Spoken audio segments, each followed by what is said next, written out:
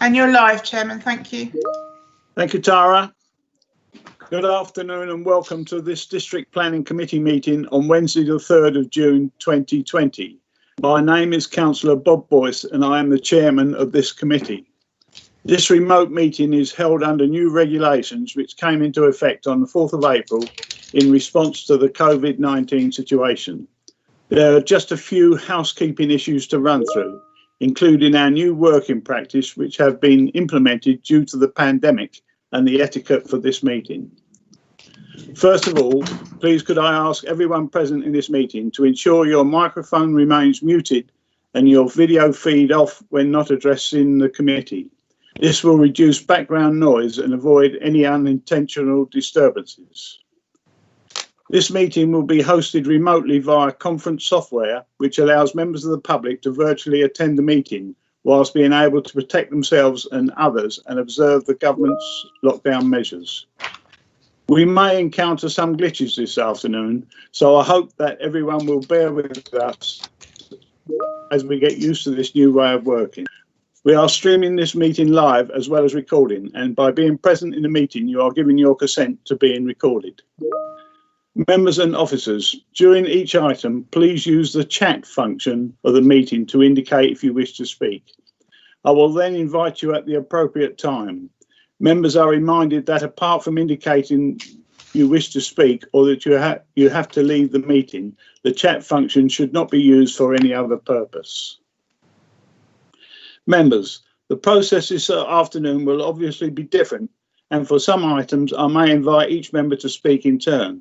Therefore, I would encourage all members to keep your contribution as clear and concise as possible, please.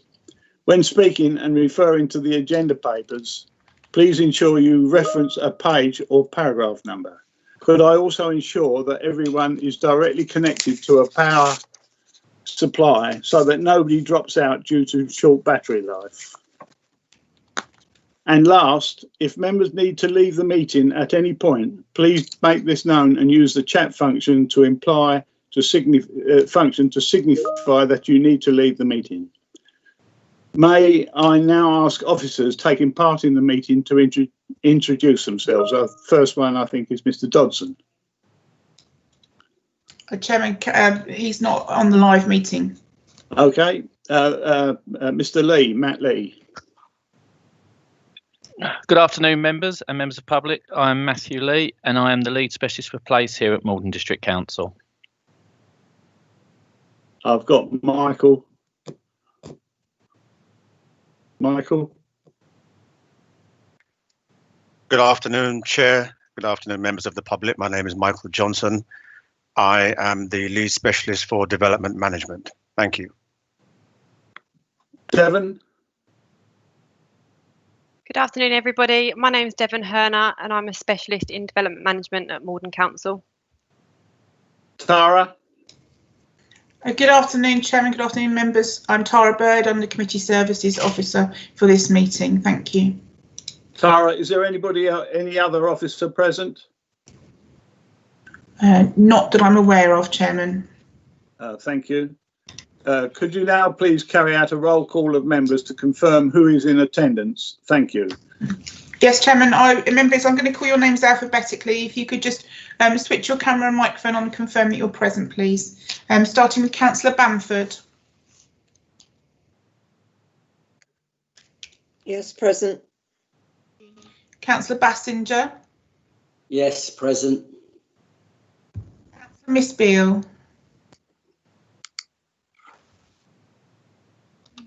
Councillor Brian Beale. Councillor Bell. Yes, present. Thank you. Councillor Boyce. Present. Councillor Mrs. Channer. Hello, yes, I'm present. Councillor Durham. Present. Thank you. Councillor Edwards. Councillor Edwards. Yes, present. Thank you. Councillor Mrs. Fleming. Present. Tara. Councillor Fluker. Present. Somebody has put up a slide. Please, can I remove Councillor it? Mrs. Channer, you're sharing your screen at the moment. Thank you. Sorry, Councillor Harker. Present. Thank you. Councillor Hurd. Good afternoon, Chairman, and present. Thank you. Councillor Hull. Present. Thank you. Councillor Jarvis. Present, Tara. Councillor Keys. Councillor Lagan. Present, Tara. Thank you. Councillor Mays.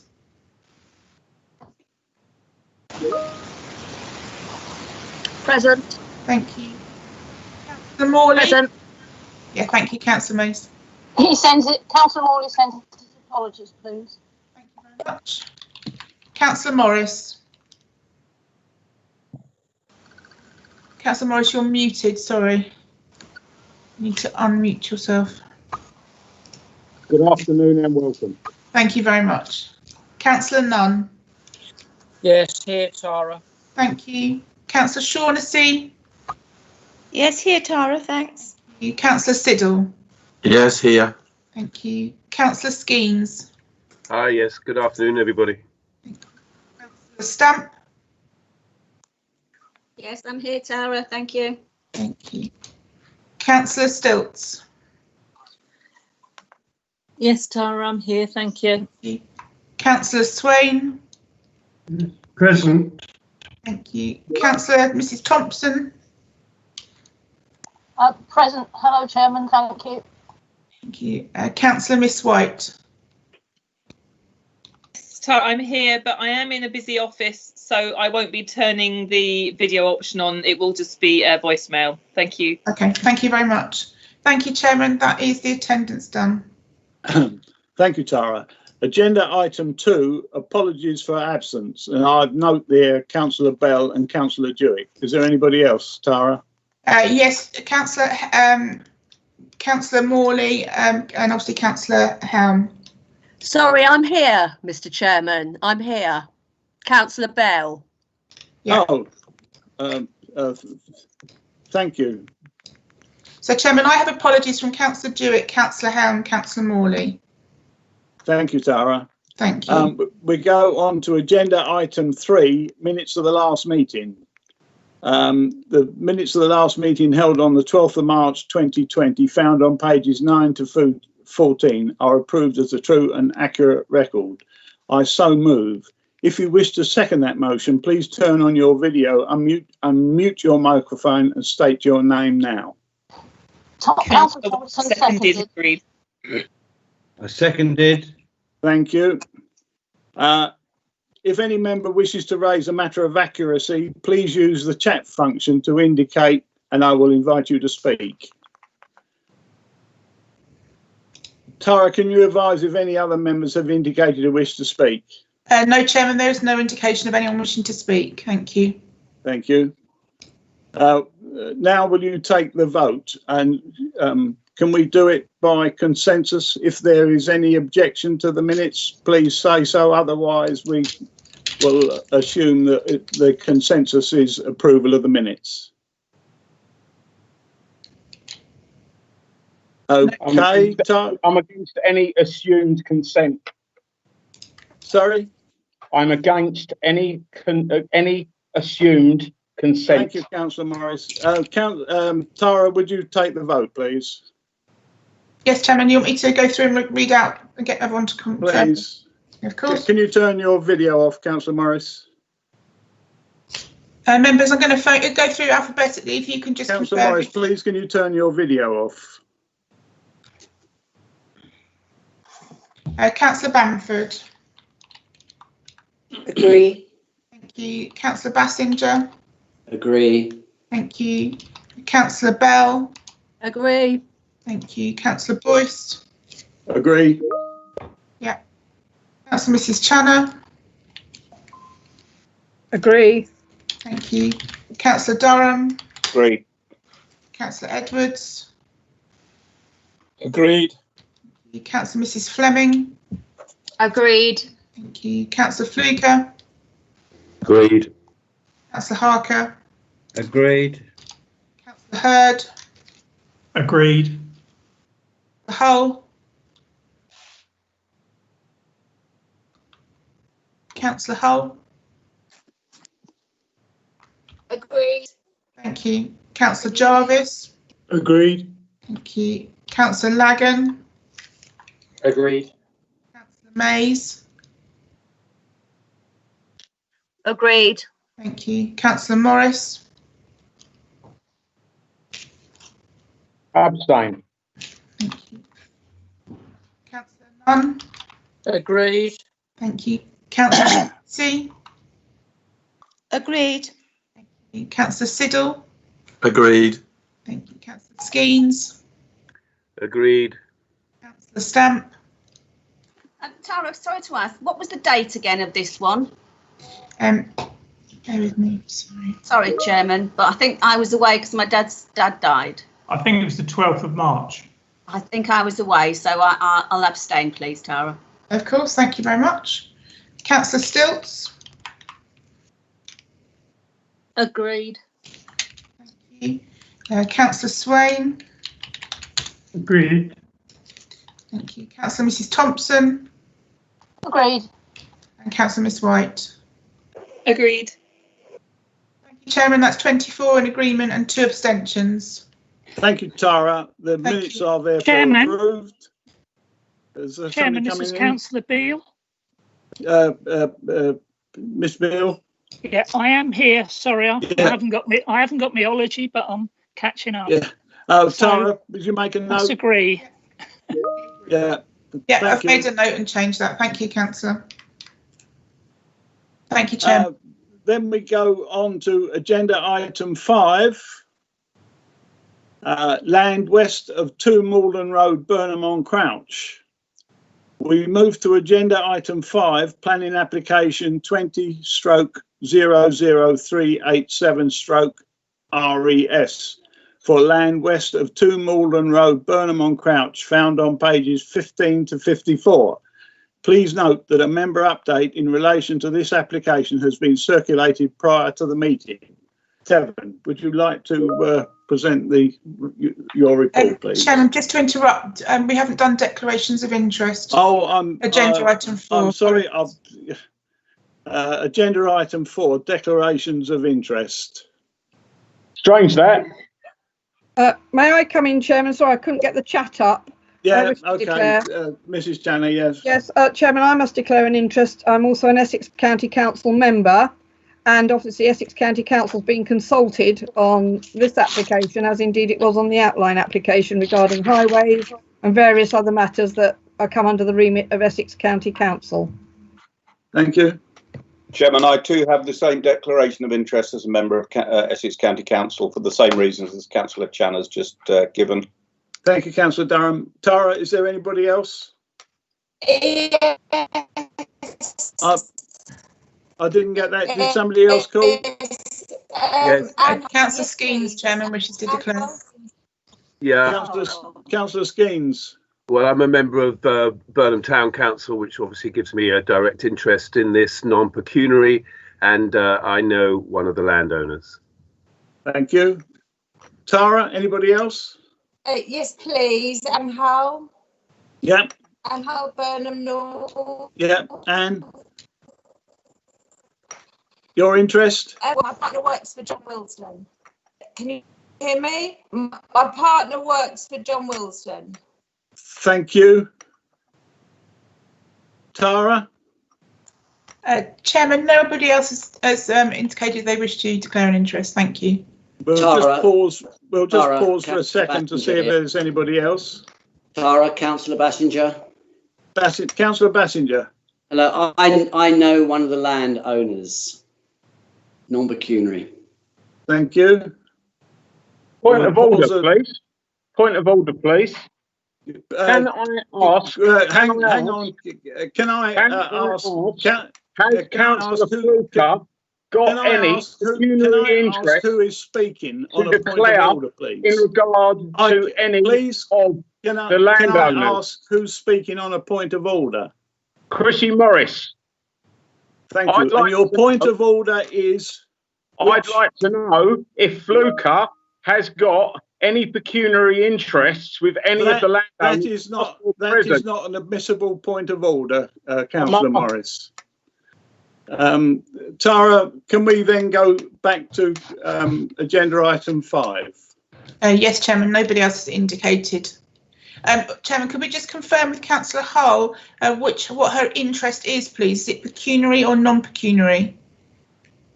Go back to Councillor Hull. Councillor Morris, please turn your video off and stop displaying information. It'll be pecuniary. I don't know. My partner works for John Wilsden, who owns the land. Well done, Councillor Hull. So do you know, how would that be? Councillor Hull, I'm not able to give you that advice, and I don't believe Mr. Quelch is here. So your safest bet would be to leave the meeting at the voting stage. Okay. Do I leave the meeting all through the run-up to it, or just the voting? I believe you can stay and listen to the debate, but it is your decision, not mine. Why wasn't that on the register of interest for Councillor Hull? Why wasn't that pecuniary interest? Councillor Morris, address your questions to the chairman, please. And that isn't a relevant question at this stage. What, that a member hasn't put stuff on their register of interests? If it was relevant, but I don't believe that is relevant. Sticky wicket, this one, Bob, isn't it? No, it's not. Please, Councillor Morris, please would you switch your video off? Councillor Morris, you're disrupting this meeting. Please switch your video off. Chairman, Tara? this is Councillor Beale. Yeah. I do know Mr. Wilsden. Thank you. I think we need to move on now, members. Seeing as Councillor Beale wasn't in the meeting to start with, has Councillor Beale got any voting right? Yes, she has, because the matter under discussion has not been started yet. Chairman, it's Councillor Beale. I have been here from the start of the meeting 10 minutes before. Yeah. I just wasn't sure how to actually be able to speak. Yeah, no, that's all right, Councillor Beale. You're quite okay. Can we now go again to agenda item 5? And I've moved the agenda item 5, which is the application land west of 2 Maldon Road. Devon, sorry, Chairman, can I just make a declaration of interest? Councillor Hurd, go on. Thank you. Only that although I can't find Mr. Wilsden's name in the papers, I do know him as he's an ex-town councillor, non-pecuniary. Thank you, Councillor Hurd. We now move to agenda item 5. Devon, please make your presentation. Councillor Morris, please turn your video off. Right, well, it'll be turned off for you. Councillor Devon. That's fine. Councillor Devon. Oh, Miss Devon, sorry. No problem. Bear with me one moment. I'm just trying to share the screen. Hopefully you can see that. Yeah. Thank you, Chairman. So this proposal is a reserved matters application for the approval of the appearance, landscaping and scale in relation to a retirement community, which was previously granted outline permission in September 2019. As access and layout were considered and approved under the previous outline permission, this application solely relates to the appearance, landscaping and scale. Therefore, it wouldn't be reasonable to consider or object to the application on the basis of the layout, the density or the overall urbanisation of the site. And likewise, it would not be reasonable to object on the impacts on the existing infrastructure or wider services, as this was addressed at the outline stage and is subject to the signed section 106. So here we have the location plan. You can see Maldon Road to the south of the site and Tinker's Hole up to the west. This is the layout plan. As I've mentioned, layout was previously agreed at outline, but this is just for reference purposes to show you the different uses within the site. So we have the 10 mini communities of bungalows, which are largely arranged around one another with linear development along Maldon Road. And then the commercial leisure facilities and things like that are located within the central eastern part of the site here. So this is the landscape master plan, and landscaping is a consideration for this application. You can see we've got the local equipped area of play here to the west of the community centre, and some SUDS features over to the east of the site. It also shows you the overall planting strategy and hard surfacing layout. Within the centre of the proposed mini communities, as they're referred to, are small areas of landscaped open space. In some cases, they'll provide areas for visitor parking as well, spaces for allotments if they should be taken up, seating and outdoor meeting spaces. Each of the bungalows is to be served by a small patio area, which is enclosed by ornamental planting, but it should be noted there's no formal defined boundaries or means of enclosure, which is considered a positive design element of the scheme. Parking for the bungalows is to the front and to the sides of them, and then you can see parking for the commercial uses are located around and adjacent to the buildings. The landscaping scheme also seeks to preserve the important existing landscape features of the site, most notably the existing hedgerows to the southern, eastern and western boundaries, and the tree-lined ditch which bisects the site on an east to west axis. There's also a native hedgerow to be proposed along the northern boundary. This brings us on to the design of the proposed bungalows. There's a mix of pitch roof, flat roof and mixed flat and pitch roof properties across the site. This is a one-bed mixed pitch bungalow, a flat roof one-bed bungalow, and a pitch roof one-bed bungalow. Here we have pitched two-bedroom bungalow, two-bed mixed pitch, a two-bed flat pitched, a three-bed mixed pitch, and the three-bed pitch property. So this shows some illustrative images of the bungalows and their street scenes. It's considered that the bungalows have a contemporary design which is combined with traditional form and massing. The design and scale differences between the bungalow types offer a degree of architectural interest, with uniformity being maintained through the palette of materials. The different roof forms also conform to the principles of the design guide by creating a varied roof line and offering a suitable transition into the adjacent countryside. And I believe that they ensure that the overall mass and scale of the bungalows is not domineering and that they relate to the other buildings proposed at the site, which I will go on to show you. Here we have the independent living units, the floor plans.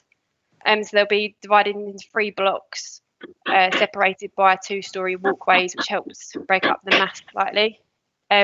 Sorry to interrupt, but there's a lot of banging going on. Yeah, I can hear that also. I don't think it's coming from my end. Is that better?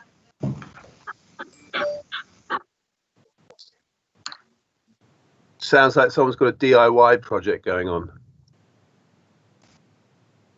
Carry on, please. Probably this application. Fluke is doing it. Carry on, Devon, please. Okay, Chairman, thank you. So the central courtyards will be soft landscaped and their solar panels to the roofs. Here we have the elevations, just for illustrative purpose, showing you block 1, and then there's a section of the whole building. Illustrative sketch view showing you what they will look like, and then illustrative imagery of the independent living blocks. Here we have the floor plans of the care homes. You can see this is the ground floor with the external layout, first floor and roof plan, and its elevations, 3D views, and some illustrative drawings. And this is the community centre, elevations, and some 3D views of that one as well. This is the medical centre, floor plans and elevations. The medical centre largely consists of glass and full-length glazing with supports to the roof. Here you've got some illustrative views. It's been designed to be a permeable structure, so there's a relationship between the internal parts of the building and the public realm. That was all of the commercial, the flat roof commercial buildings, sorry, that are proposed. The flat roof design of each of the commercial buildings discussed is considered to reduce the prominence of the buildings, and if a pitch roof had been proposed, and it isn't an uncommon design approach for buildings like this. It's also worth just noting that the outline permission limits the buildings to 2 stories, so if a pitch roof were to be added, the overall bulk and mass of the proposal would be exacerbated, and there'd be little scope to object on that basis. This is the mixed-use building, so you have the shops, takeaways, etc. at ground floor, with flats at first floor and second floor. The buildings have been designed to provide acoustic insulation between the ground floor uses and the residential accommodation, which should mitigate against any noise impacts, as the condition proposing appropriate hours of use should also do. Here we have the elevations, and you probably note that they're more traditional in style, with the gable windows and the covered parade to the front of the shop units. The more traditional design is considered to lend well to the siting of the shopping parade, because it's kind of within its own setting within the site and assimilates with the setting of the wet lakes to the east. Here's some illustrative drawings of this. This plan shows the maintenance and site offices within the site. So you have the maintenance building, site office, sales office and security office. The maintenance building, elevations and floor plans. The same for the security office and the site office. This is the refuse plan. So each of the coloured areas are served by a refuse store, which is, you can see the refuse store in the more solid colour. Out, they get collected by on-site buggies and staff and deposited in these waste areas to get collected by an external party, which just prevents the need for any refuse vehicles entering the estate roads and causing any safety issues. And then the design of them are down in the bottom right hand corner, and plans and elevations of a couple of the refuse stores. Here we have the proposed street scenes, site photos, surrounding street scene photos, more photos of the site, and some more photos again.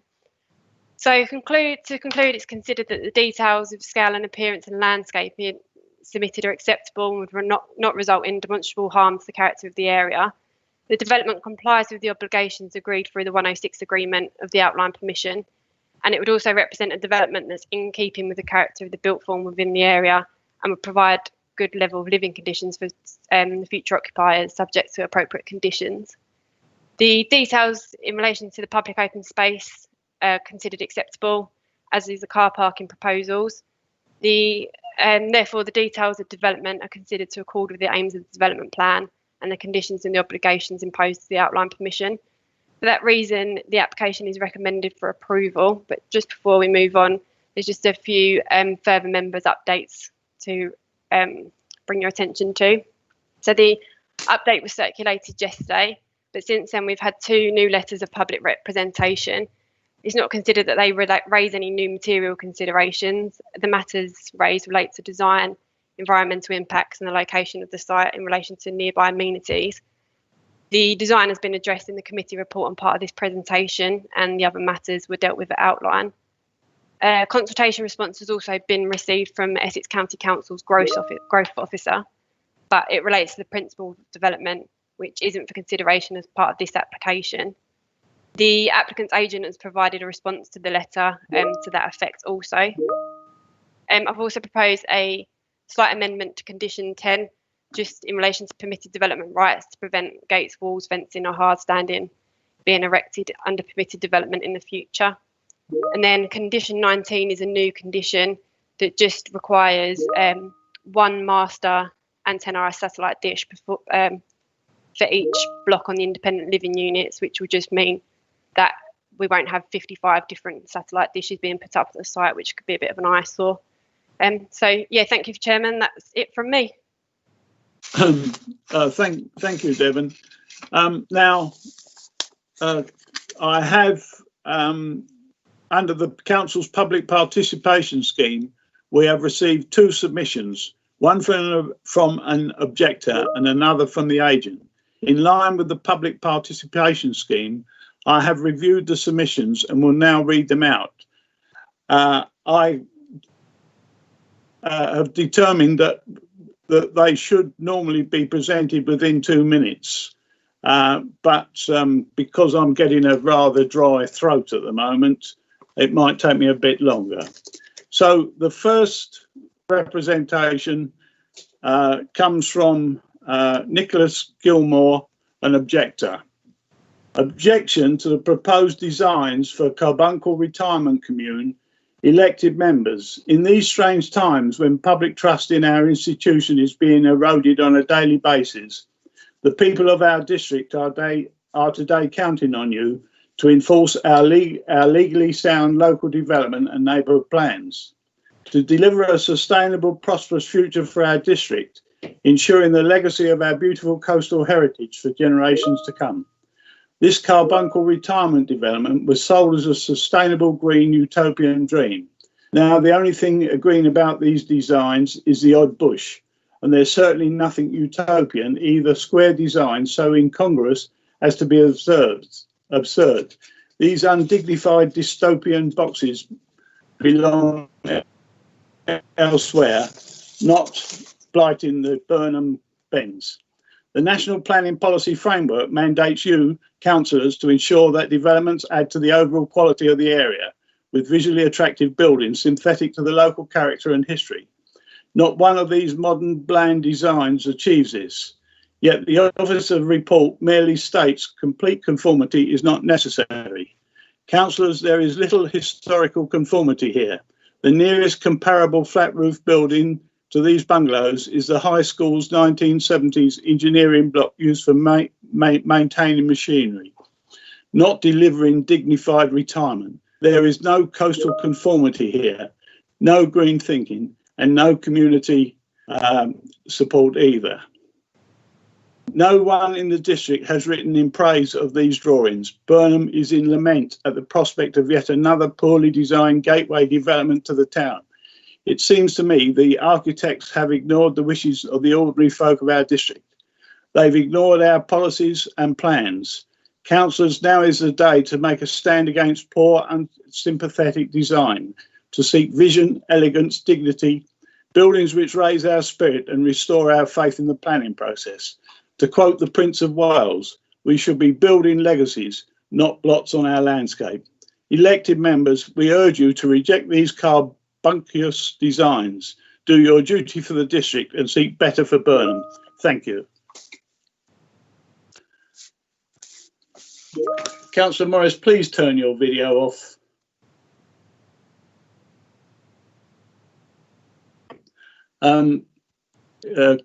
Tara, can you ask the office to show the layout slide, please? Yes, Chairman, of course. And there is the other submission from the agent. Yes, I'm just going to read that. Thank you, Chairman. I wanted to catch my breath. Can we have the slide? Yep, sure. One moment. Thank you. Submission 2 is from Stuart Rowe, agent. Good afternoon, Chairman and members. Following pre-application consultation with the Council, outline planning permission was granted for this development in September 2019, with a related Section 106 agreement signed. The development intends to help meet important housing needs for elderly persons in the district, that will not be addressed through sites allocated for new homes in the adopted local plan. The principle of the development, the number and type of units, and the mix, including of affordable housing, was approved as part of the outline permission, and the layout of the site and the means of access to it were also approved. Surface and foul water drainage, ecology, archaeology, lighting, and the full range of other detailed design matters are required to be agreed by planning conditions on the outline permission, and the applicant is making good progress on discharging these. The submission of other details required by the Section 106 agreement, such as concerning the marketing strategy to focus the sale of the units on residents of the district, is also underway.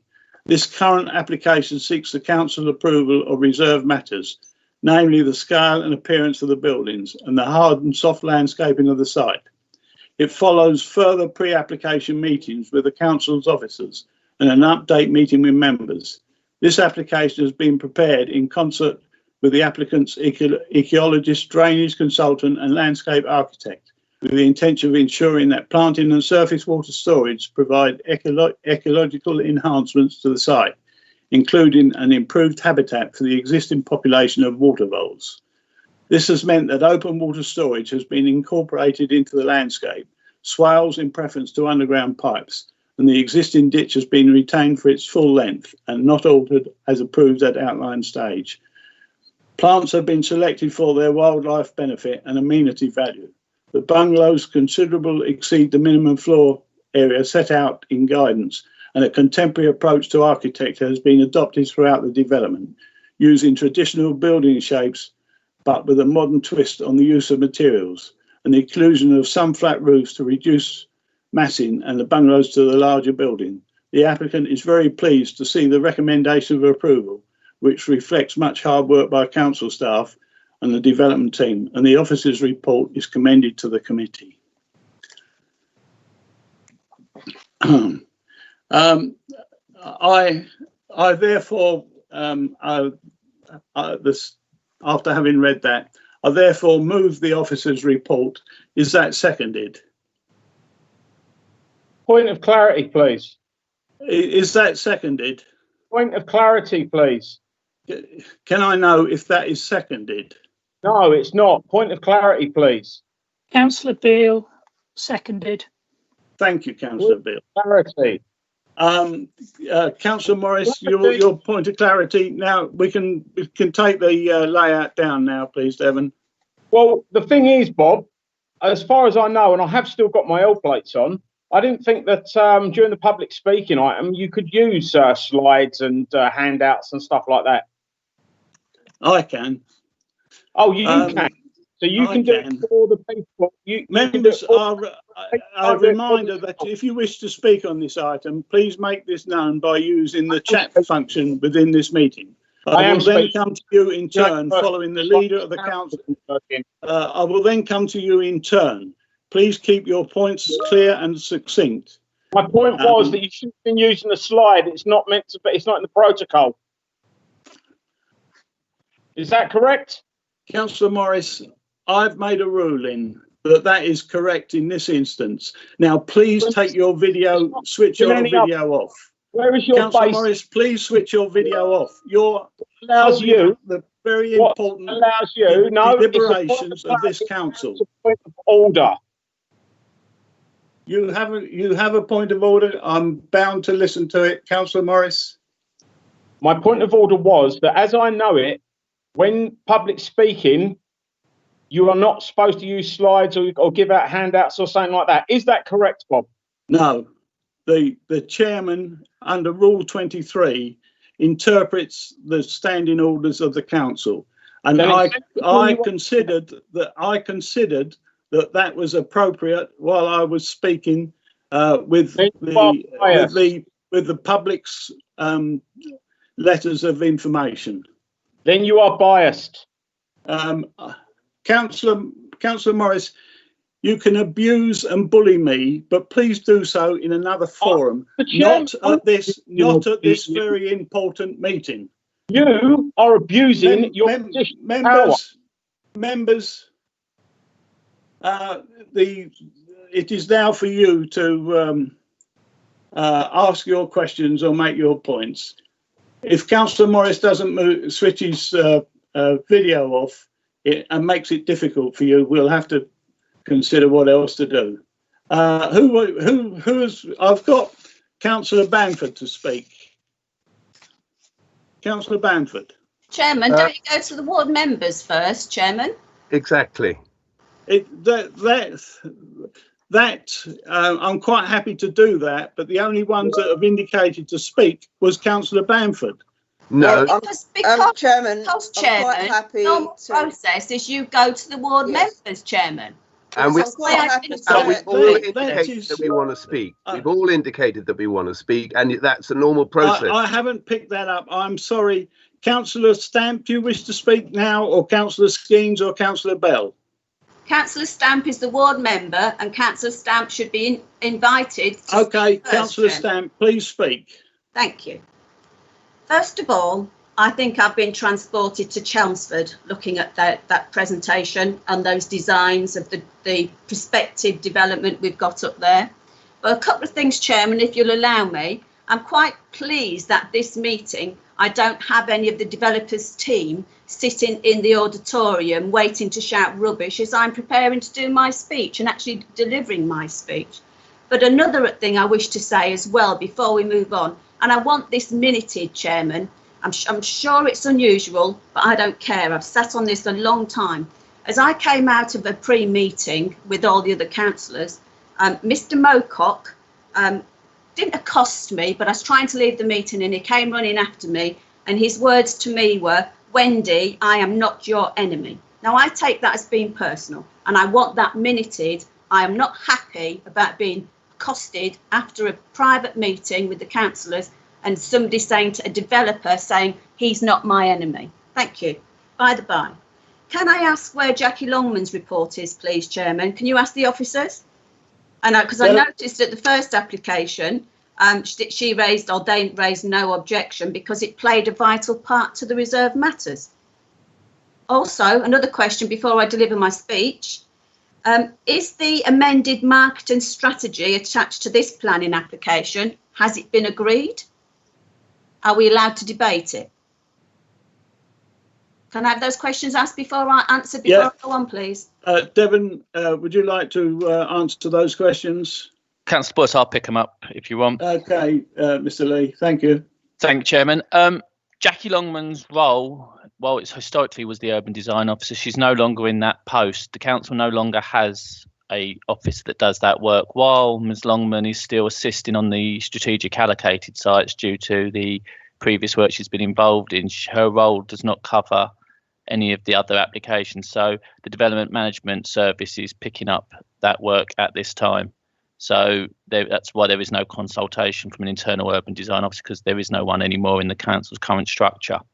Furthermore, in relation to the marketing strategy, that is something that is required under the Section 106, so it's not consideration for this application. Thank you, Chairman. Okay. Thank you. All right, thank you very much. Mrs. Stamp. Yep, I accept it. I don't agree with it because I've been to meetings where Miss Longman's been pre-meetings and she's been putting her views forward on pre-application. So I would have thought it would be just important that she commented on something that we're going to be left with for many, many years. But I accept Mr. Lee, what he's actually said. I also wish to query about the fact that we are not allowed to debate. Can I have clarity? Because when we come for these applications, we're told at outline planning, we're not allowed to discuss certain issues because it comes to reserve matters. But reading the officer's report, when there's things that really should be counted at reserve matters, we're told it's not necessary. It's no longer necessary. So I want to make that point. OK, moving on. The officers say in 3.2.1, this application would not result in demonstrable harm to the character of the area. Difficult one to quantify, that one. I don't agree with the officer. It will totally ruin the area.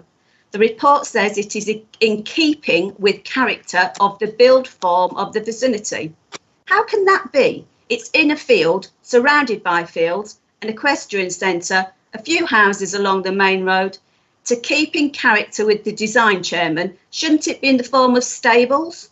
And they're only single height. I notice the officer now reports it would provide a good level of living for the future occupiers.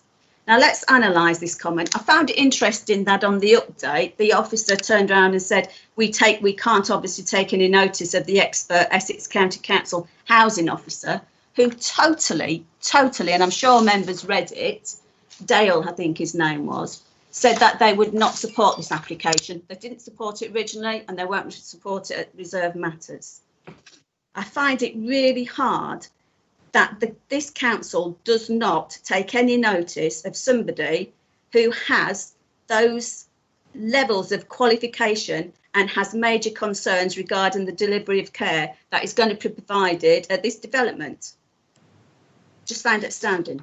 MDC seems to want to support the planning department wants to support the developer who thinks they know better, then somebody is going to be starting to provide the care and service for the senior living up there.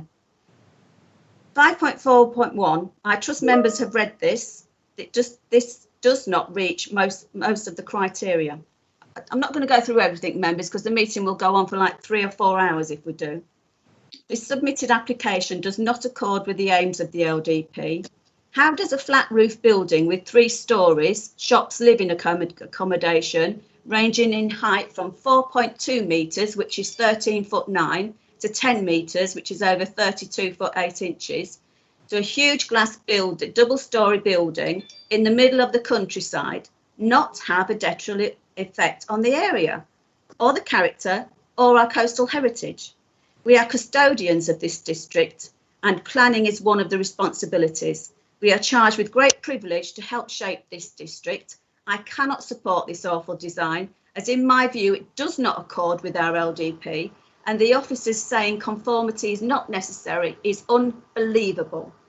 It will be a legacy, but for the wrong reasons. It does not accord with paragraph 127 of the MPPF. As an able resident pointed out in a letter he wrote to members, the nearest comparable flat roof, and actually I applaud you, Chairman, for reading it out, is that we don't have many flat roofs. We've only got it where they store machinery at the school.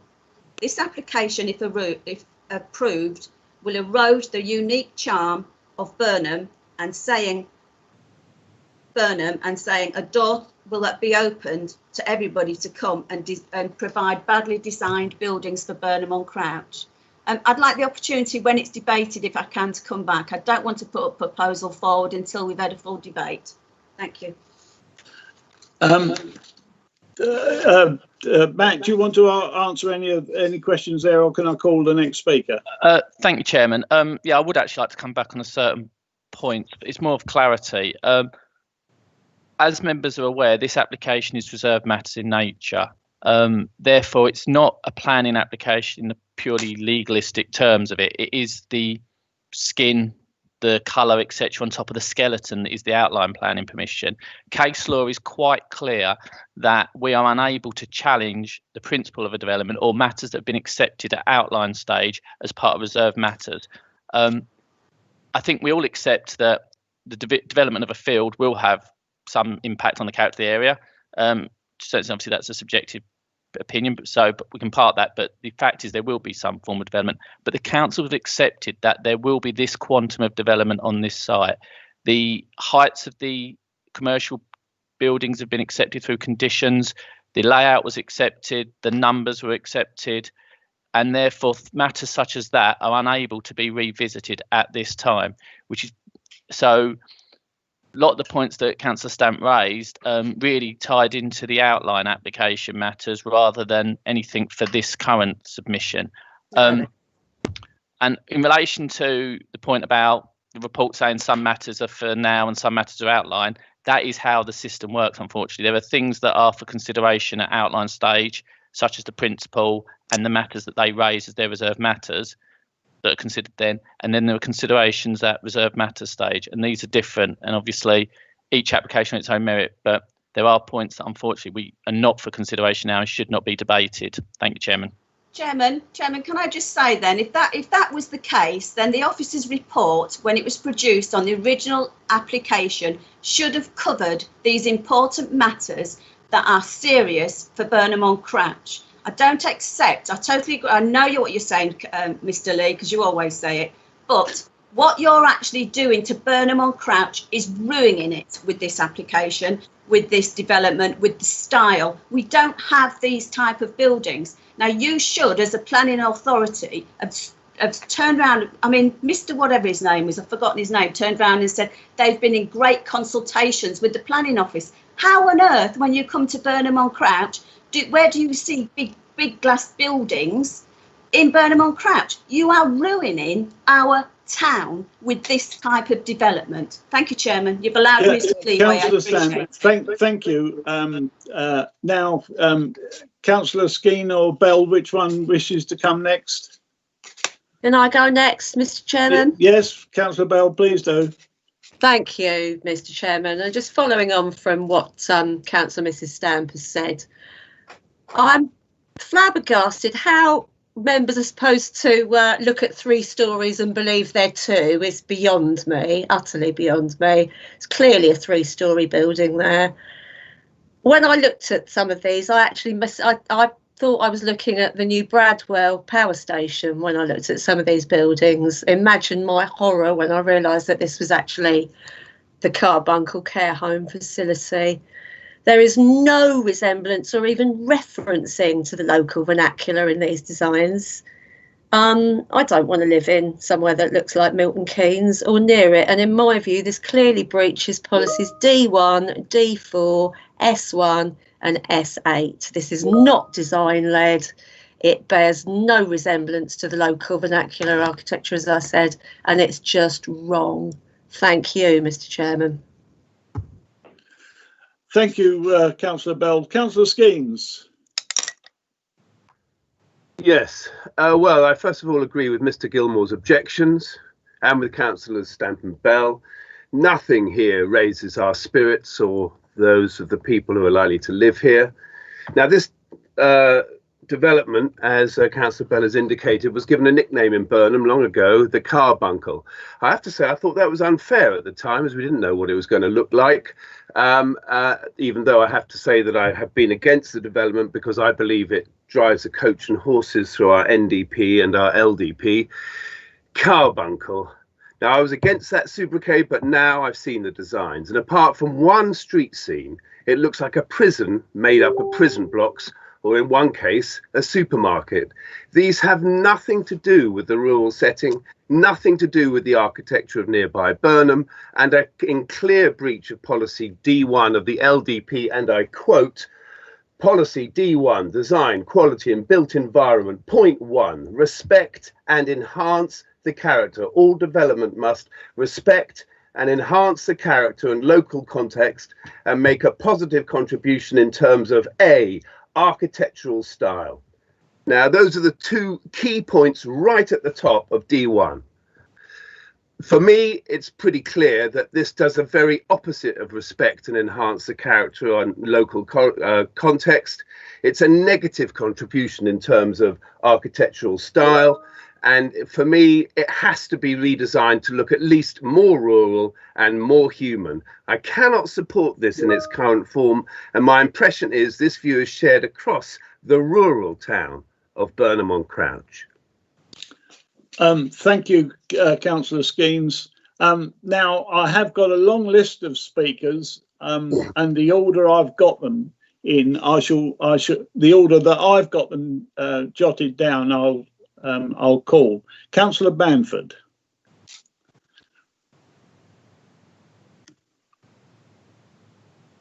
Thank you, Chairman.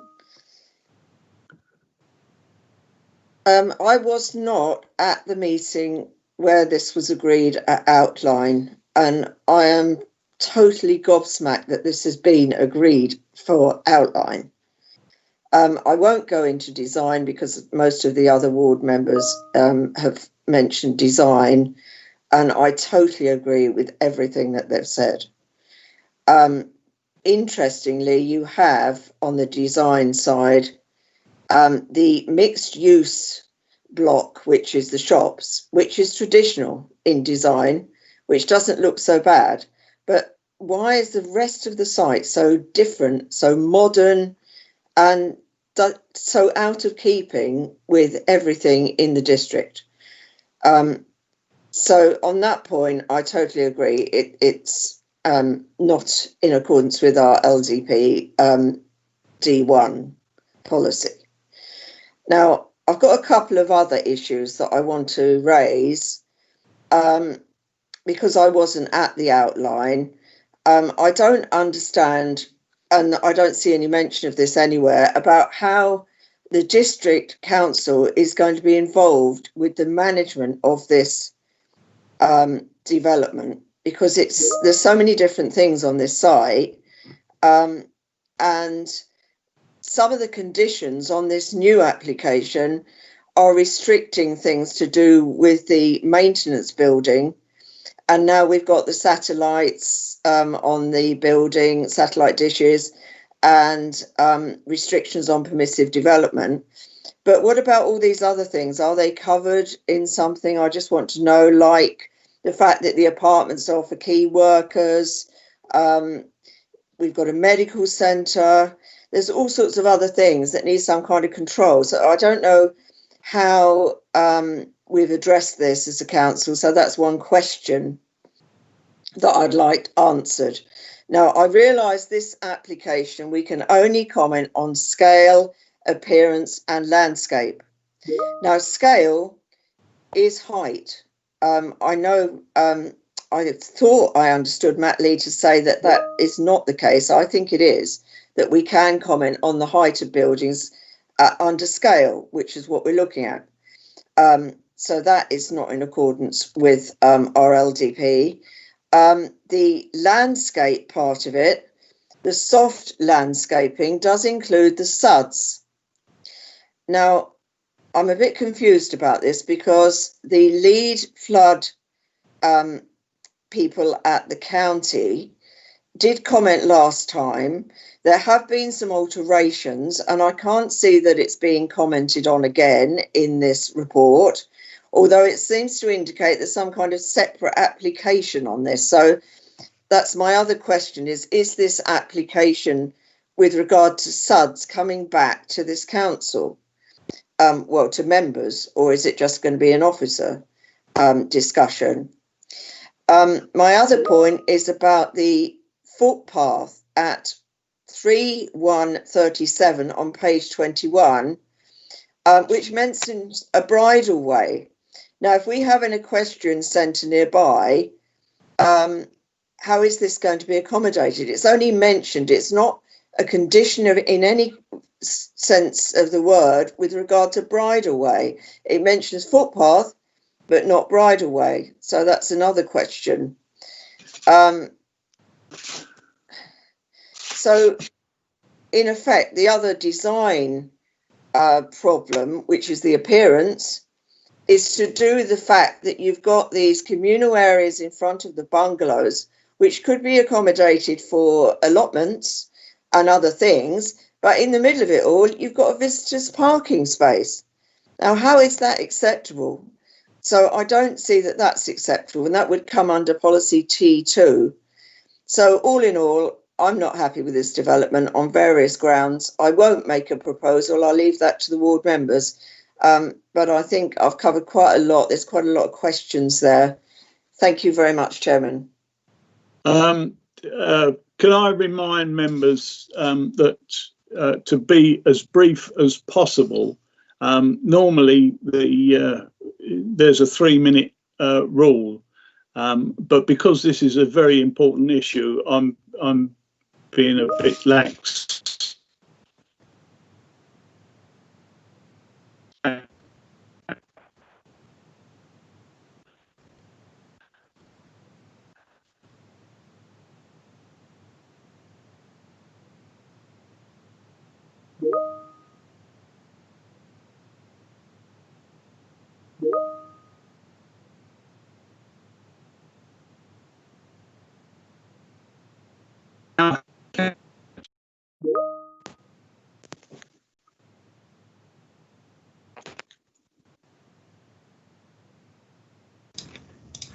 Chairman, you may need to repeat yourself. We lost you for a minute there.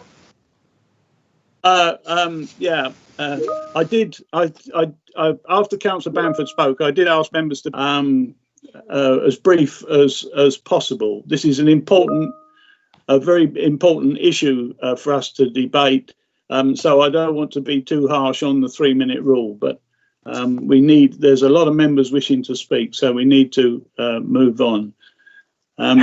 So Councillor Channer is the next speaker I've got. Thank you, Chairman. I do apologise if I keep looking down because I've got various sheets of paper here and it's quite difficult because I've lost one thing on my other screen that I wanted to refer to, Chairman. I'd just like to say, Chairman, I think the officer at the start said the outline application had been about access and layout predominantly, referred to appearance, landscaping and scale, and said layout, density, urbanisation or impacts of infrastructure on this particular application wasn't to be discussed. However, Chairman, I just would like to say I agree with elements that Councillor Bell and Bamford have now brought up. But Chairman, I think what I must ask questions on, and at the outline stage, I recall very clearly hearing about what the properties will be marketed for, and also about ecology. And at that report, the report was quite specific, Chairman. It said at the reserved matters stage to review the effect of potential recreational pressure from development on nearby nationally and internationally important nature conservation sites and implement a scheme, blah, blah, blah, blah. And then it also said that would be done via a 106, Chairman. Now, I've looked at the 106. Also in that same meeting, we were told training and education obligations would be applied. We heard it in that report about 100 jobs coming and they would be doing it for local people. Chairman, I've looked at the 106 and I'm afraid, Chairman, I do have a problem. And I hear what Mr. Matt Lee says because we've had the outline application and most matters of the 106. However, in my own Mayland ward at a planning meeting, there was a reserved matters application came forward. It was recommended for refusal by officers on the basis that it did not meet the essence of the outline application. It wasn't in the spirit of it. Now, I've looked at the 106 agreement for the outline, which obviously has a great influence on this development. I could see nothing in the obligations about training, education, and most certainly I could not see the ecology covered. And in the report before members today, on page 38, it does refer under paragraph 5.9, 5.91, that it is addressed in the 106 and the outline stage. There is no requirement to revisit here. I'm sorry, Chairman, I think we do need to revisit because I cannot see under the 106 anything that was promised through the report that officers wrote at the outline stage, saying quite clearly at reserved matters stage to review the effect of potential recreational pressure. I believe there is recreational pressure should this go ahead, Chairman.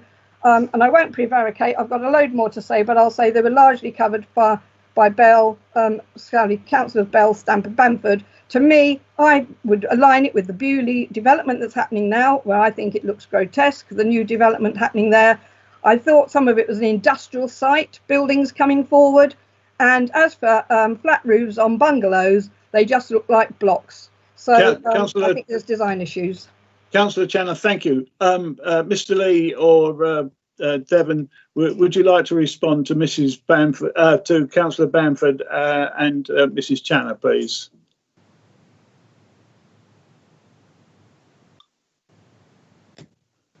Mr. Lee? Yeah, thank you, Chairman. Sorry, yeah, I was just finishing typing a message to someone. Yeah, right. Sorry, it's a bit of one of the troubles with doing it all remotely. It's a little bit slower.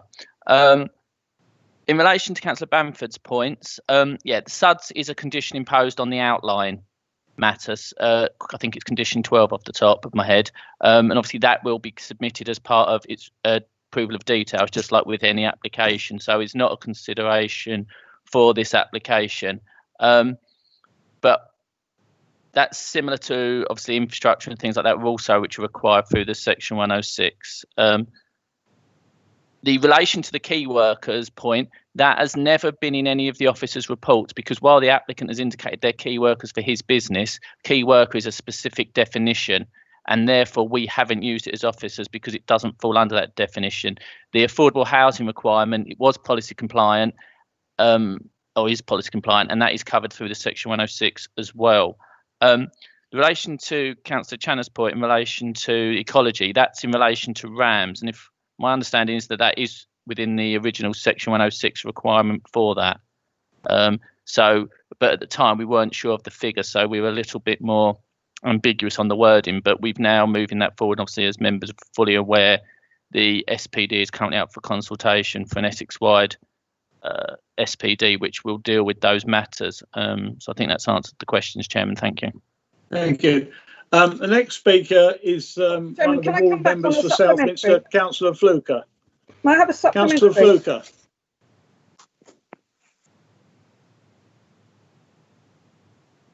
Councillor Fluker. Councillor Fluker not there? Mrs. Channer, what was you saying?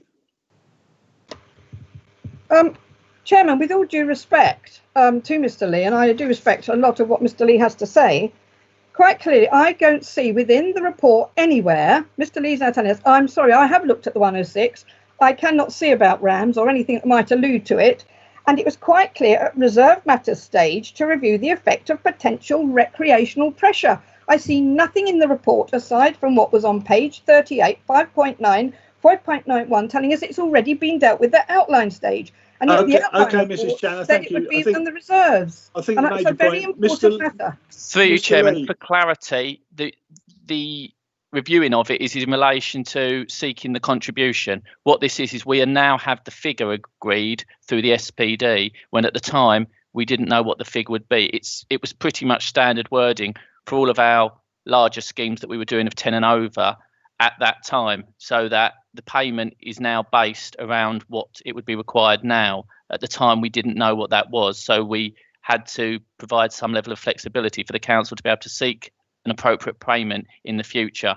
So that is how it was dealt with, and it's consistent across all the large schemes at that time. Thank you, Chairman. Thank you. Councillor Fluker, are you with us yet? Councillor Fluker? Chairman, I think Councillor Hurd and others are well before me. I think that's what's signalling to. Well, you're Right. down on my list next, but if you wish to wait, I'll call Councillor Hurd. I'm picking up as I'm hear you and hear you. With Councillor Hurd. Councillor Fluker's having trouble. Thank you, Chairman. Yes, I've listened very carefully to what other councillors have said. I have to agree. I'm going to address the appearance and scale. I have to say, I agree with Councillor Skeens. It looks just like a prison. It's completely out of character for Burnham and more of a new town style. As far as the scale goes, I think it is too high. And the reason I suspect that refuse trucks are not allowed into the development would be to cram yet more units in there anyway. I'm very concerned about the lack of parking spaces because there's less than one per unit, less than one space per unit. And I think it is, although it's not part of this application, to expect somebody with dementia to ride 2 miles into town is rather beyond me. But the other thing that I'm concerned about is the less than 25 square metres of amenity space and the move to outlaw any outhouses or sheds. We have to bear in mind that if we are expecting older people and people with dementia, they're going to have some kind of space, either to do some gardening or something like that. So I think as far as the appearance and scale goes, I think I've said, I agree with what all of the other previous speakers have said, and that's my addition to it. Thank you, Chairman. Thank you, Councillor Hurd. Councillor Mays. Yes, good afternoon, Mr. Chairman. I'm a little confused. I looked at the original application. You're fading. You're breaking up, Councillor Mays. I'm breaking up. Can you hear me now? Can you hear me now? Yes, thank you. Okay. Yes, I did the application and the approval and the conditions that were applied to that approval. I worked out that there were 11 or so that were to be considered at reserve matters. Some of those have obviously been discussed very admirably by everybody else, which I agree with, size, scale, flat roofs, etc. There's a few points that I did want to come on to. One was the company. Can I interrupt you, Councillor Mays? You're yes, just of course. breaking up. As far as I'm concerned, I don't know whether officers are actually hearing what you're saying or other members. Through you, Chairman, it's as I can't hear that, so I wouldn't be able to reply to any questions at this stage. Yeah, Councillor Mays, can I call you back later? Perhaps you have a better connectivity. Yes. Thank you, Councillor Durham. Good afternoon, Chairman. Can you hear me? Yes, thank you. And Chairman, see you. Yeah, sorry? And see you. Oh dear, oh dear. Okay, thank you. Yeah, I'm going to be very contentious here. And I've listened very carefully to what everybody's been saying, and I've read, obviously, all of the papers. First thing I would say is we shouldn't really be in this position. I wasn't at the meeting where the outline was granted. Goodness knows how it was how it was given outline approval, but it was. I've just beyond my comprehension how this development of this scale in this location got through. But we are where we are. We know what we can decide on today, and let's face it, design is very much a matter of personal opinion, and I don't have a major issue with it. I think it doesn't look so much like a prison as it looks a bit more like a hospital, but you know, it's a modern building, and it's a modern complex. Personally, my personal view is that I don't find it terribly unattractive because the entire development is in the same sort of design. But yes, I said, you know, we shouldn't be discussing it anyway. You know, what is the alternative? The alternative is a development full of chintzy little red brick, things like almshouses. You know, we need to be looking forward. I think this is innovative development. And as I said, you know, I personally don't have a problem with it, but I don't think it should have been granted permission in the first place. Nice and brief for you, Chairman. Thank you, Councillor Durham. Councillor Lagan.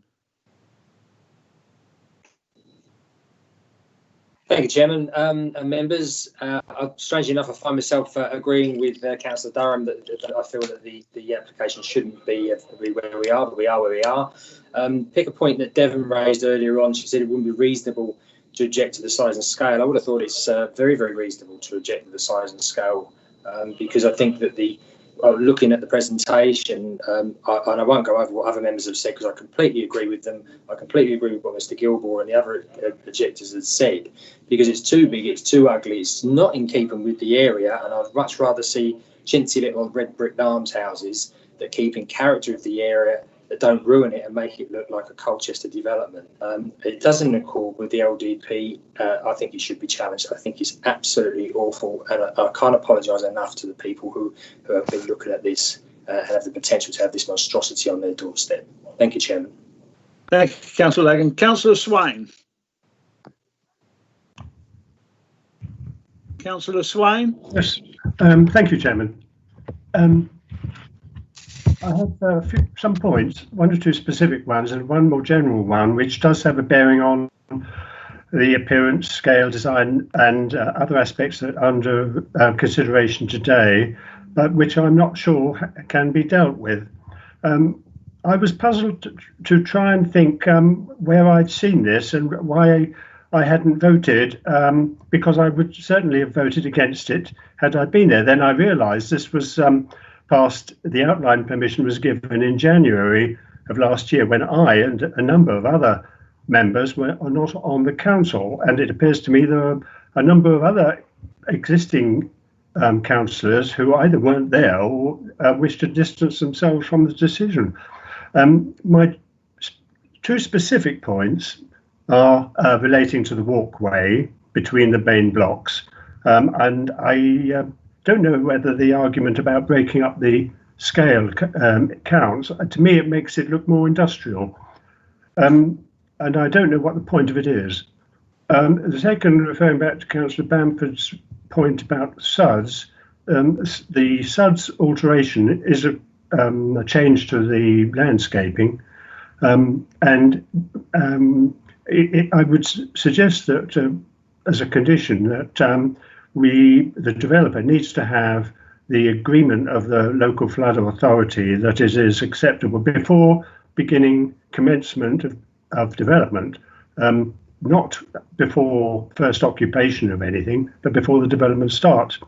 Now, if I come to my more general point, the underlying problem, which has given rise to so much of the complaints and so on, is that this development has tried to do two completely different things and squash them into one development. On the one hand, the idea of a retirement village, to me, is a solar site separate from developments, has its own style, design, is it integral, may even be a gated community. On the other hand, affordable housing and accommodation for assisted living is precisely the sort of accommodation that needs to be integrated socially and in terms of design within the local settlement. And I don't see how the two can be put together. Now, the implications of this relate to the facilities and the retail and social facilities that are envisaged for this development. I cannot see how outside use of these will be avoided. I can see people coming from outside in numbers to go to the takeaway or the cafe or the shop premises. And furthermore, since this is essentially a commercial approach, commercial operation, it will be in the interests of the management and the operators to encourage outsiders to come in. Now, to my mind, this has implications for parking, for safety of residents who will be either elderly or on scooters or otherwise vulnerable, and with both parking and safety implications. I don't know whether this can be covered by conditions in some way, or whether we're talking about something more fundamental about the design and layout. Thank you, Councillor Swain. Mr. Lee, do you want to respond to those issues? Thank you, Chairman. Obviously, a couple of issues since last time I spoke that have been raised. We're just looking at what those different things. Right. Obviously, as members are aware, the council is an entity and it determined the application. So whether or not members were on the committee previously is not a material consideration as part of this application. The council determined the application, and it is just the reserved matters to do with that outline. Things such as SUDS, as I said before, they've already been required through conditions at the outline stage, and it's not reasonable to impose additional conditions when this has been done, because that was the correct way to do it. The reason we use things such as before occupation is because that actually is what government's guidance is.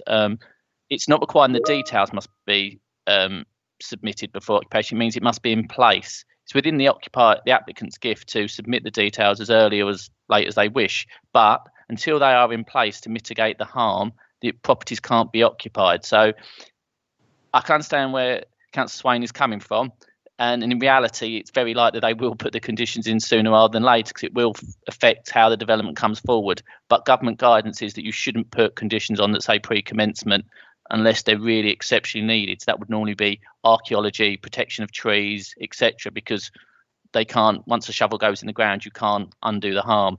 But things such as SUDs or matters such as that, it's about mitigating the harm once occupied. So that's why they've been worded the way they are. Thank you, Chairman. Thank you, Mr. Lee. I propose that we refuse this. Councillor Morris, can I read out Councillor May's question? Yeah, but I propose we refuse this. Councillor Morris, you can't propose that, and I'll explain why in a minute. Councillor May said, should we not be discussing the reserve matters that were outlined on the approval from 2008? These are 11 and relate to conditions 1, landscape appearance and scale, condition 2, I've lost it now, condition 2, materials of all boundary fences and walls, etc. Condition 3, soft landscaping. Condition 4, parking. Condition 7, housing mix. Condition 19, cycles. Condition 22, lighting strategy. Condition 23, waste management plan. Condition 24, superfast broadband. Condition 25, eco enhancements. Condition 28, shopping hours. If we don't discuss these conditions under reserve matters, they will be missed and left to whom? Mr. Lee. Through you, Chairman. Well, obviously, we are discussing things such as landscaping scale and matters such as that, but also the matters such as the opening hours are and certain additional aspects in landscaping, etc., are covered on the conditions here, housing mix, etc. So we are doing them. To my opinion, I don't know if there's a specific issue that councillor has that we think's been missed in particular, but as you know, obviously all members are aware, we've been discussing quite length landscaping scale and appearance, and yeah, the other matters are generally covered in the officer's report. Thank you, Chairman. Councillor Morris, why I can't take another proposal at the moment is we're debating a motion that's on the table. If you do not agree with the motion, then you will have the opportunity to vote against it. If that vote against the motion is carried, you will then have the opportunity to propose a new motion. Councillor White, please. Sorry, Mr. Chairman, I was just putting in the customer. Just briefly, I've got 2 points. A lot more have been brought up. Obviously, the scale mass and bulk and design, which is policy D1. But the other one is in the development that was east of Linebrook Way, we'd previously agreed there would be a bridle way, and obviously we'd previously agreed with this one. Now, if it is approved, I would like to propose that one of the conditions is there is a condition that there is a bridle way in place, because it was agreed in principle by members.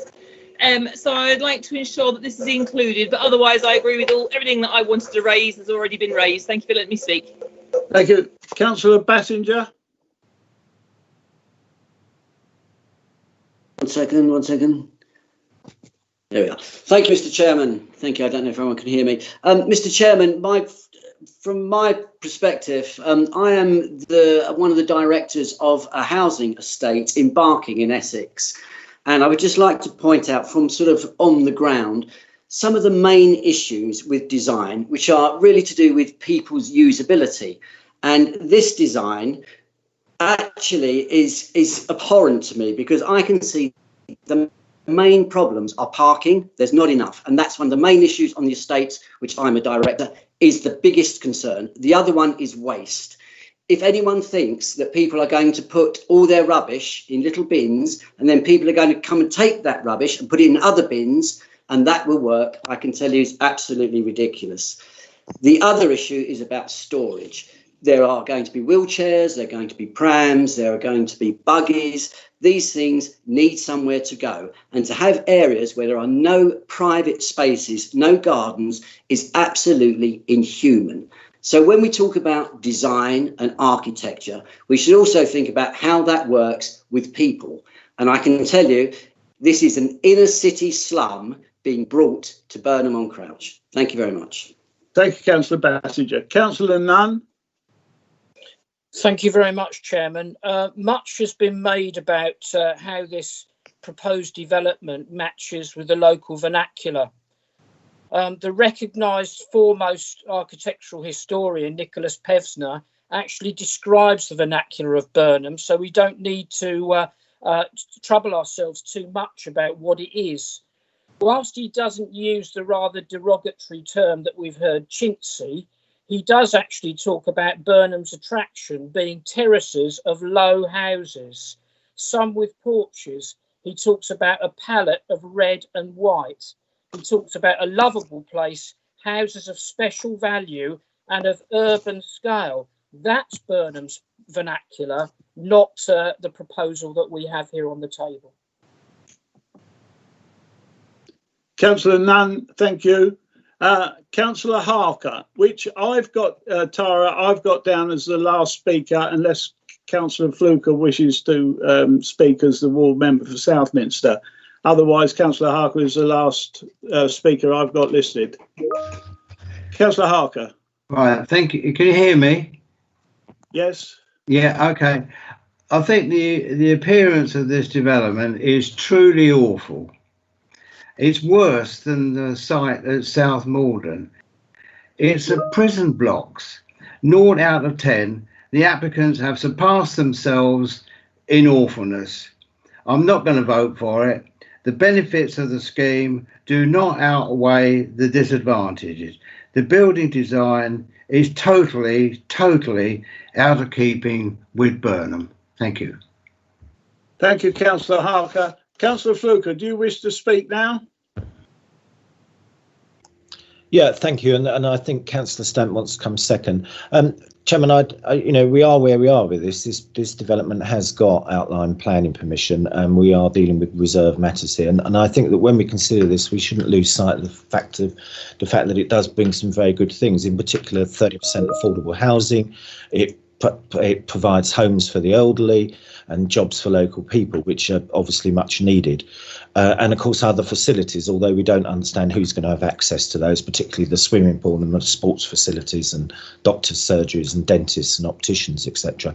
I mean, I'm always pleased to have an update on history from Councillor Nunn, but I hope he remembers that one of the most iconic buildings in the UK of modernist architecture is actually in Burnham-on-Crouch, and it does actually have a flat roof, and that was built in 1934, I think, but I'm sure you'll correct me if I'm wrong. So there we go. So, Chairman, what concerns me about this is that there is an officer's recommendation for approval, and we know that we're talking about subjective matters, and I guess from the debate today where this might end up, our decision may well be reflected upon by a third party. And having said that, Chairman, I think members should be mindful of the local development plan, particularly around some of the images and some of the narratives that appear in there, and indeed the inclusion of flat roofs, avant-garde and contemporary designs. And I think the other document that's very, very important for us all to understand, and it has been around a long time, is the Maldon Design Guide. And again, on pages 6, 23, 25, 26, 30, 31, 34 and 39. I'm sure, Councillor Morris, if you turn it around the other way, people will be able to read it. And then I can take a photograph and then we can rattle that one off to the monitor. Oh, he's put it down. Didn't like that. Okay. Fluker looks terrible. Is the boat disappearing? Okay. Well, the boat disappearing. So anyway, Chairman. Fluker, please keep to the subject. Fluker.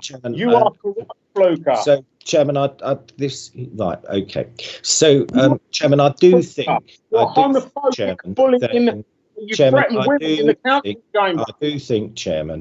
I do think, Chairman, that members should be mindful of this. And the other thing is, Mr. Lee spoke to the quantum of the development, which is a new one to me, but I think we've already agreed to allow so many types of dwellings on the site.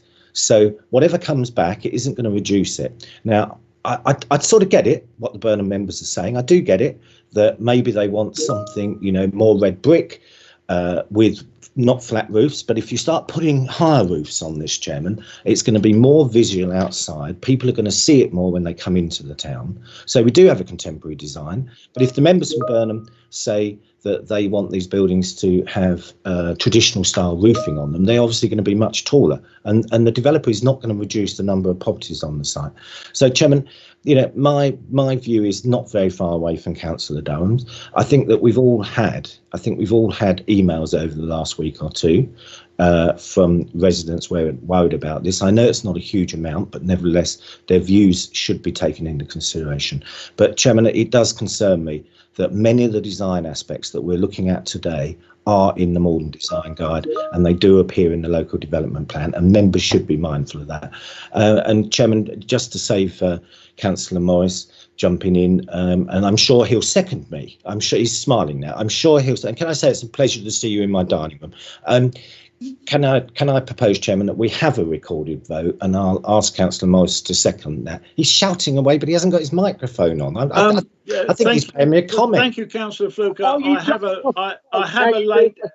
Councillor Morris, please. I have a late entry. Councillor Shaughnessy wishes to speak. Councillor Shaughnessy. Thank you, Chairman. Why did you not declare a pecuniary interest at the start of this? Councillor Morris, please let us proceed. If this wasn't you guys putting it forward, it had never seen the light. Please desist. Councillor Shaughnessy. Thank you, Chairman, very much. And originally, I voted against this plan, and I agree with very much of what's been said today. But I would like to sort of drag some positives here, if I may. Devon did indicate that the independent living blocks had solar panels on the roof. I would like to ask her, please, if all the flat roofs are intending to have solar panels, and if not, why not? Because if we have to have flat roofs, it would be a jolly positive thing. Thank you, Chairman. Thank you. Now, I know Councillor Stamp has a query on, I think, procedure, but I think it will all become clear. So I shall move on. And Mr. Lee wishes to respond to members. Mr. Lee. Why can't I ask that question, please, Councillor Boyce? Because you don't know what my question's going to be. What's your question?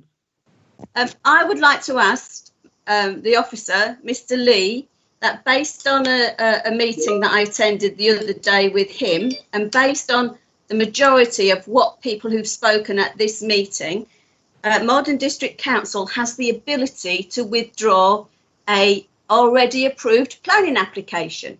Now, based on that, and if it is true, and I'm sure Mr. Lee can spout some more case law at us, but I'd be very interested to have an actual proper opinion and view if this can be done. And if it can be done, why can't we look at it for something that is so abhorrent and not in the right place? OK, Councillor Stamp, you've made your point. Mr. Lee, would you like to respond first to that and then to the general debate? Thank you, Chairman. Councillor Stamp's referencing a meeting or discussions that were had around a planning application that was submitted that would, on a single dwelling, it was at one end of the built form, and previously a similar form of development had been granted at the other end of the building.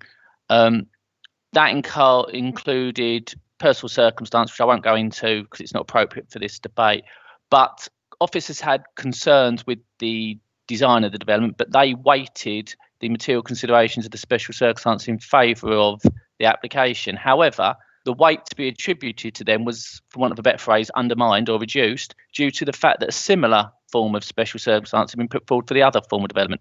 So what that is not that we are looking to withdraw an application. What that is saying is that if they wish to bring forward development A, they would not bring forward development B, or vice versa. We would expunge the permission, which is totally different to us looking to just quash a permission that already exists. Those are very different circumstances.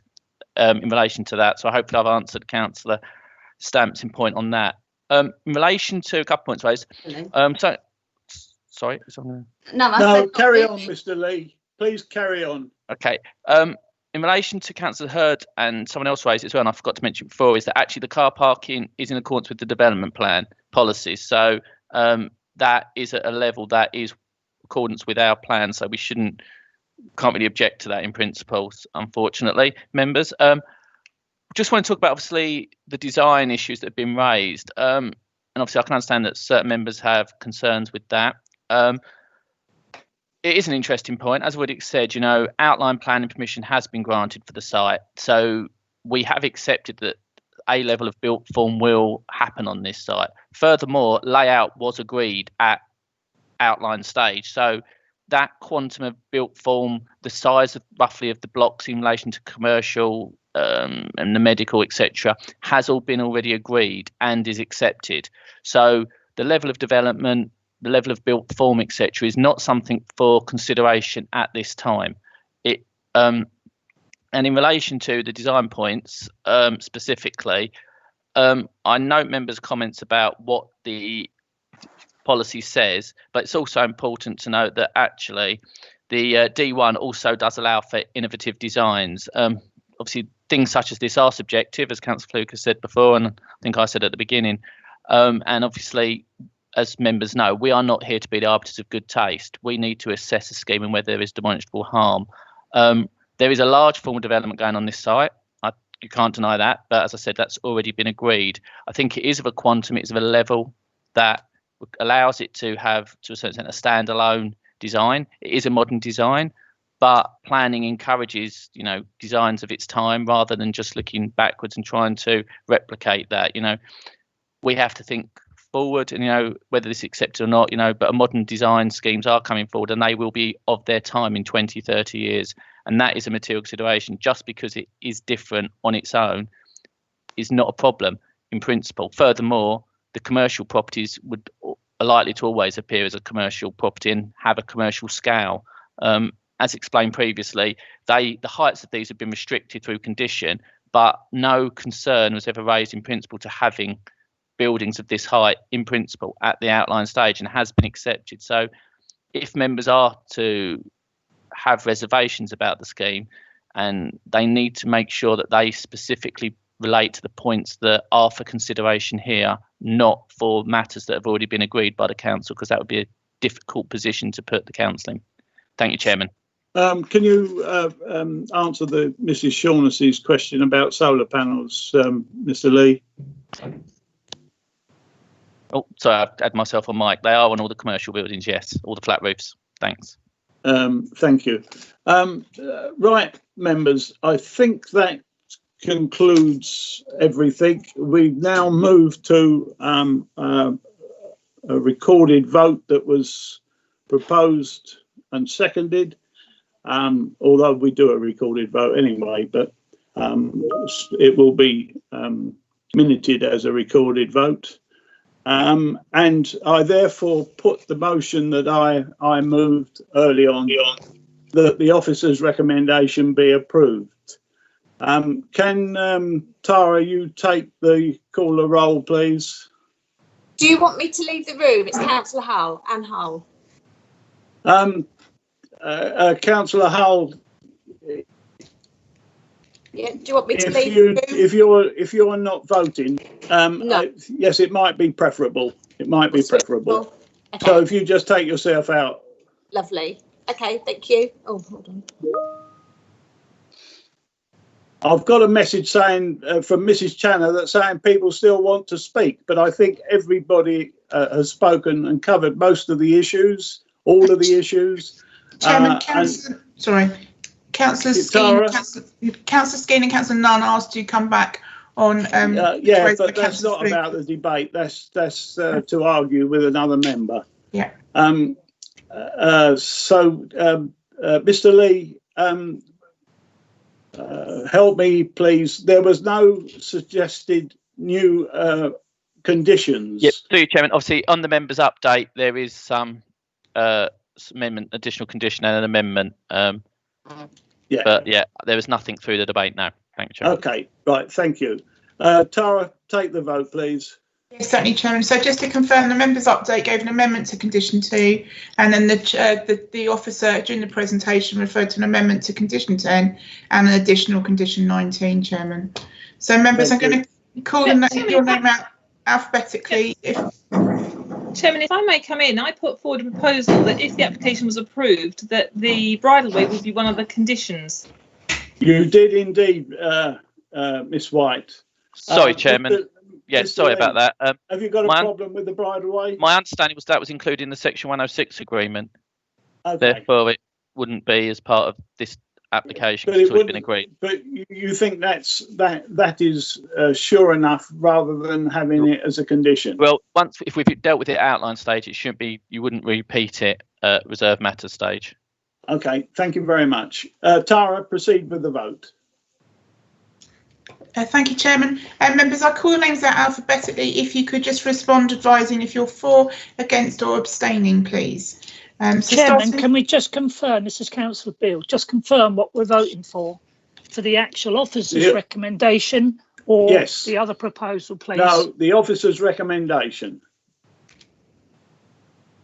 Tara, carry on. Thank you. Councillor Bamford. Against. Thank you. Councillor Bassinger. Against. Councillor Miss Beale. Against. Councillor Bell. Against. Councillor Boyce. For. Councillor Mrs. Channer. Can you see me? I've lost you. Yes, can see. Okay, I can't see myself, so all I can say is against. Thank you. Councillor Durham. I'm for. Councillor Edwards. Against. Councillor Mrs. Fleming. Against. Councillor Fluker. For. Thank you. Councillor Harker. Against. Councillor Hurd. Against. Councillor Hull. He's not in the meeting. Councillor Jarvis. Against. Councillor Lagan. Against. Councillor Mays. Against. Councillor Morris. Definitely against. Definitely against. Sorry, Fluker. Sorry. Councillor Nunn. Against. Thank you. Councillor Shaughnessy. Against.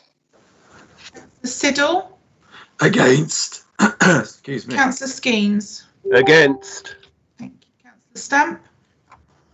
Against. Stilts. Against. Councillor Swain. Against. Councillor Mrs. Thompson. For. Sorry, could you repeat that, Councillor Mrs. Thompson?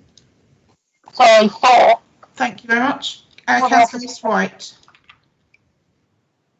Against. Chairman, that's 4 in favour and 21 against.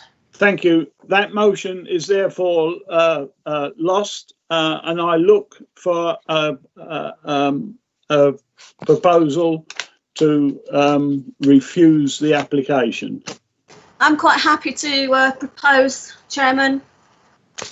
Councillor Seconded, Councillor Bell. No, I can second that. Chairman, can I have propose a recorded vote, please, on the motion? Yeah. Thank you. We need to know. Do you want me to assist? Refusal. Yes, please, Mr. Lee. Mr. Lee. I've listened to the members' debate, obviously, and picked out obviously some of the points. And obviously, I keep saying obviously, and we need to consider the fact that it is reserved matters. So from picking up the various points that members have said, I would suggest it would be, and this obviously would still be delegated specifically for wording to officers, but something along the lines of the design of the proposed development due to its modern nature would not reflect the character and appearance of the area, and would be detrimental to the wider vernacular and contrary to policies, and then we'd list them off. I would have problems with the modern nature because that sounds a bit loaded to me. It's just, I would keep it just to the design.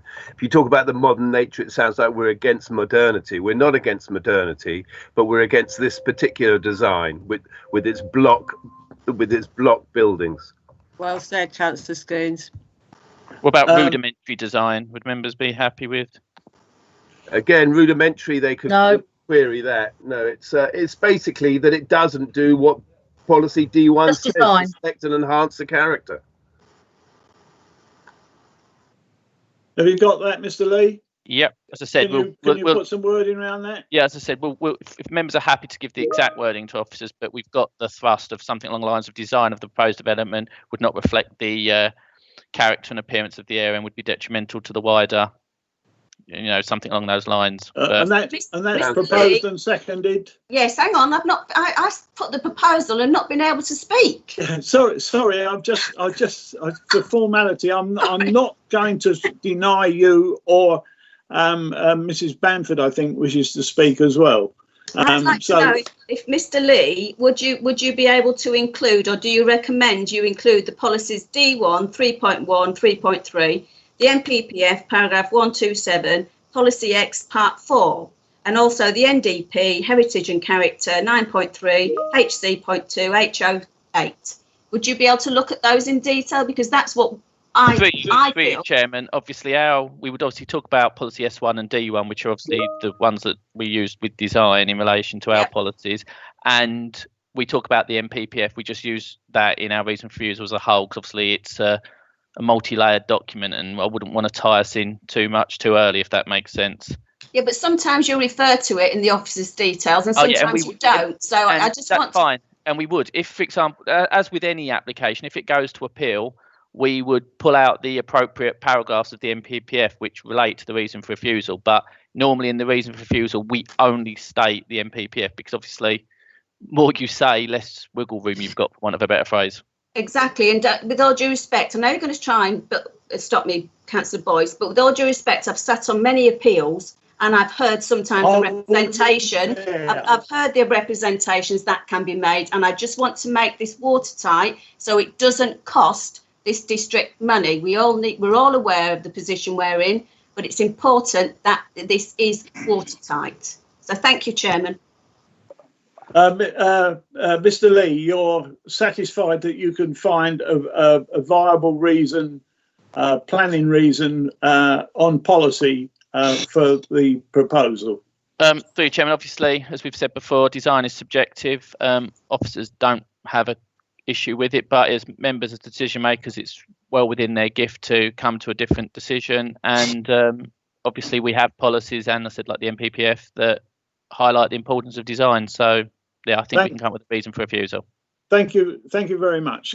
Tara, would you now put there is a recorded vote requested and seconded. Can you please put the call the roll? Yes, certainly, Chairman. Councillor Bamford did ask to speak, Chairman, just so you're aware. Oh yes, I'm sorry, Councillor Bamford. You wish to speak on the proposal? Please do so. Yes, thank you, Chairman. I think the design part of it, although Mr. Lee's covered most of it, it's the conformity of this development where you've got the block of mixed, the shop premises, which are traditional, and the rest of it, which is not. So it's not in conformity as a whole. So I don't know if that can be incorporated in our reason for refusal.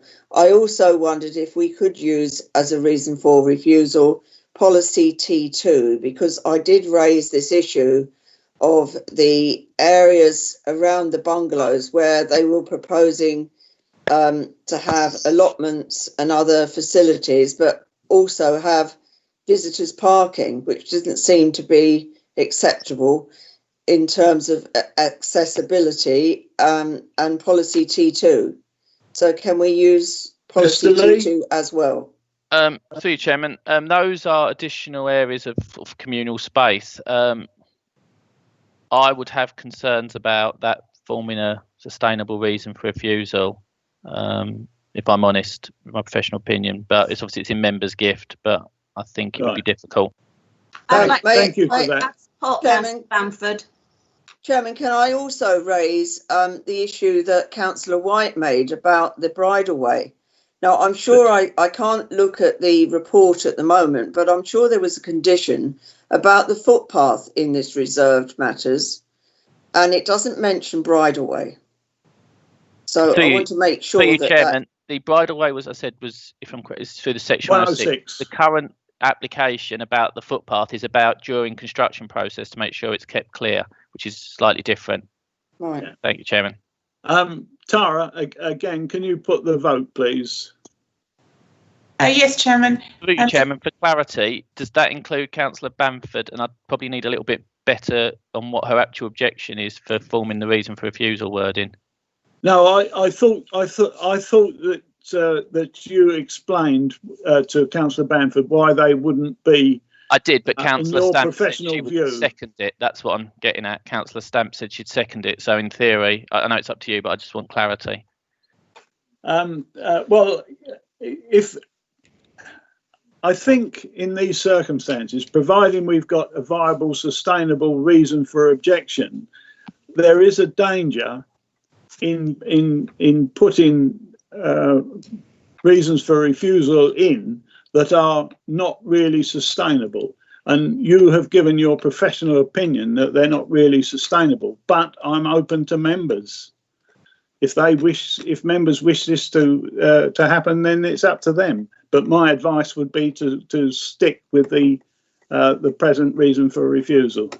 We need a clear proposal. I concur that we just stick with the one reason for refusal if it's a strong one, because I know before now we've lost appeals on a weaker reason. So I think we go strong and try and win in case they appeal. Through you, Chairman, my advice for all members in any application would be to not say there's few reasons for refusal as possible, because obviously it's about having the correct ones and ones that are robust. It's always difficult in a hearing or a public inquiry if it does go to appeal, if you're arguing relatively weak reasons for refusal that then undermine the overall perception of the council's decision. That would be my advice as always. Thank you, Chairman. Thank you. May I just come back, Mr. Chairman?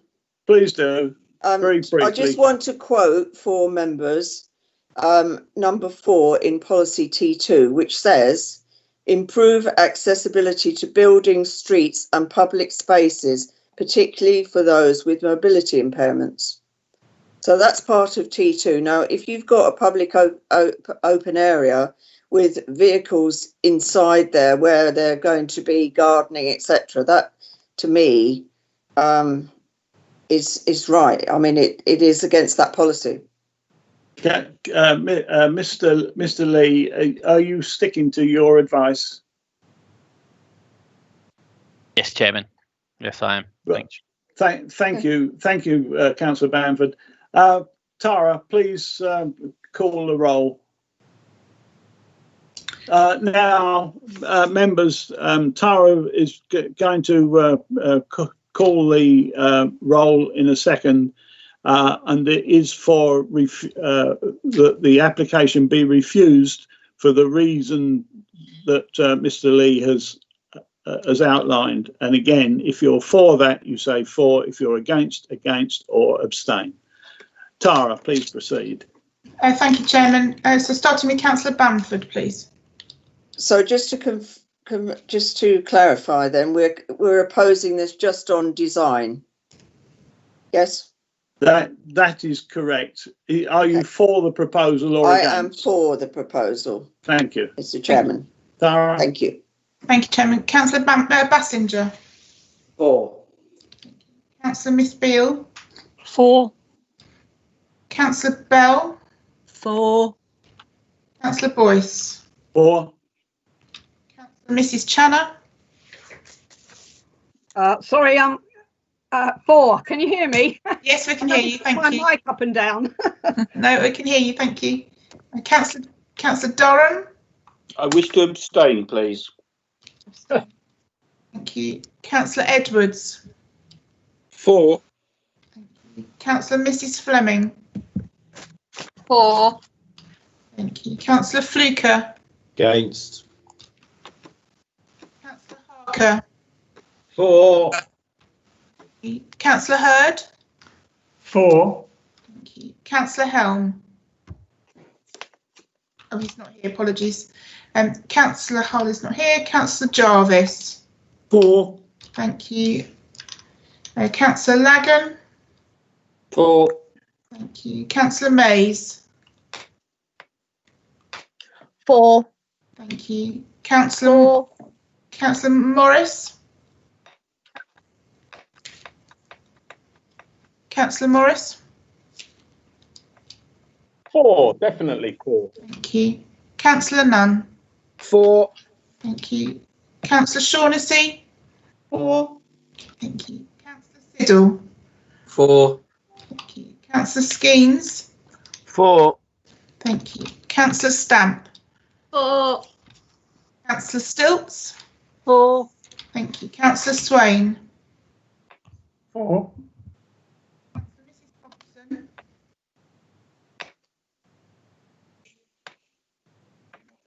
Councillor Mrs Thompson. 4. Thank you. Councillor Miss White. 4. Thank you. Chairman, the result of that is 23-4, 1 against and 1 abstention. Thank you, Tara. Thank you, Chairman. That motion is carried. The application has been refused for the reasons outlined. Therefore, I move to agenda item 13, business by reason of special circumstances considered by the chairman to be urgent.